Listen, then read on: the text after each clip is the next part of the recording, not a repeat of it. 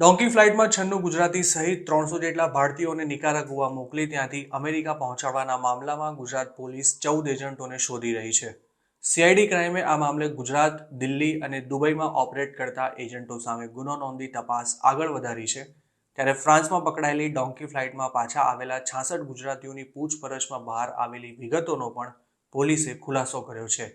CID ક્રાઇમના વડા રાજકુમાર પાંડિયને આ મામલે જણાવ્યું હતું કે 96 ગુજરાતી સહિતના લોકોને અમેરિકાની બોર્ડર પર જો પકડાઈ જવાય તો શું કહીને અસાયલમ માંગવાનું છે તે પણ એજન્ટોએ પહેલેથી જ સમજાવી રાખ્યું હતું.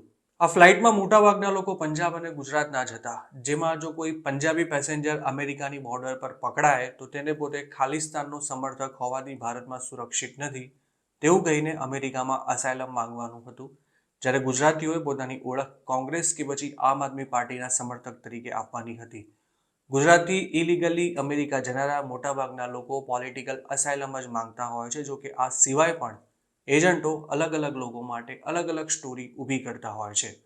જેમ કે કોઈ કપલના નવા લગ્ન થયા હોય તો તેઓ અમેરિકાની હદમાં ઘૂસ્યા બાદ પોલીસ સામે એવી રજૂઆત કરે છે કે તેમણે ઇન્ટરકાસ્ટ મેરેજ કર્યા હોવાથી તેઓ ભારતમાં સુરક્ષિત નથી. જ્યારે કેટલાક લોકો એવી પણ વાર્તા કરે છે કે તેમના લગ્નથી પરિવારજનો ખુશ ન હોવાથી તેમને અમેરિકામાં આવીને શરણાગતિ માંગવાની ફરજ પડી છે. ગુજરાત પોલીસે જે 14 એજન્ટોને આરોપી બનાવ્યા છે તેમાંના એકેય પોલીસના હાથમાં હજુ સુધી નથી આવી શક્યા. જોકે તેમને ઝડપી લેવા માટે પોલીસે લુકઆઉટ સર્ક્યુલર ઇસ્યુ કરવાની કામગીરી શરૂ કરી છે. પોલીસનું માનવું છે કે ફ્રાન્સમાં ડોન્કી ફ્લાઇટ પકડાયા બાદ લગભગ તમામ એજન્ટો અંડરગ્રાઉન્ડ થઈ ગયા છે અને ઘણા તો વિદેશ પણ ભાગી ગયા છે. આ સિવાય પોલીસ પોતાના સુધી પહોંચી ન શકે તે માટે એજન્ટોએ ફ્રાન્સવાળી ફ્લાઇટમાં પકડાયેલા તમામ પેસેન્જરોને ફોનમાંથી તમામ મેસેજીસ પણ ડિલીટ કરી દેવા માટે કહ્યું હતું. જોકે પોલીસ આવા કેટલાક મેસેજ રિકવર કરવામાં સફળ રહી છે.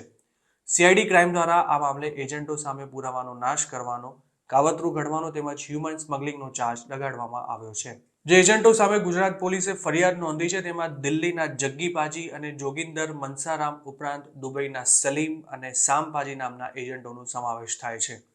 આ સિવાય ગુજરાતના જે એજન્ટોને પોલીસે આરોપી બનાવ્યા છે તેમાં મહેસાણા, કલોલ અને ગાંધીનગરમાં ઓપરેટ કરતા ચંદ્રેશ પટેલ, સંદીપ પટેલ, કિરણ પટેલ, ભાર્ગવ દરજી, જયેશ પટેલ, બિરેન પટેલ, અર્પિત ઝાલા અને પિયુષ બારોટનો સમાવેશ થાય છે.